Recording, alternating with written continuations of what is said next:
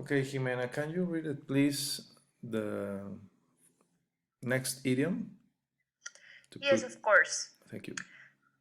To put down, to suppress, to quell, to criticize unfairly.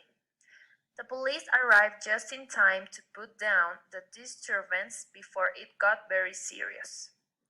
Fred tries his best at playing tennis.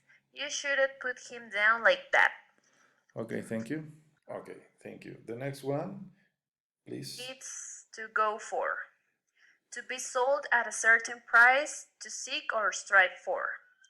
This dress probably goes for about $50, don't you think? Peter was going for first place in the swim meet, but he wasn't able to do better than the third place. Okay, thank you. Okay, next, please. Okay, to go in for. To have as an interest, such as a sport or hobby. Also to go for, to be into, to get into. Hal goes in for tennis while his wife goes for painting and sculpture. What sports are you into? I don't have any time to get into sports. Thank you.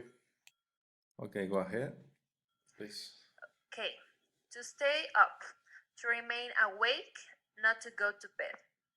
I want to stay up tonight and watch a late movie on TV. He stays up every night until after 1 o'clock, preparing his homework. Thank you. Okay, to Right. stay in, to remain at home, not to go out. An idiom with the opposite meaning is to stay out.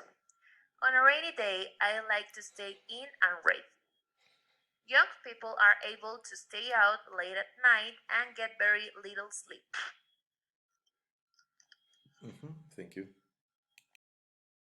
Okay. Okay, to take over, to assume control or responsibility for, to do or perform again.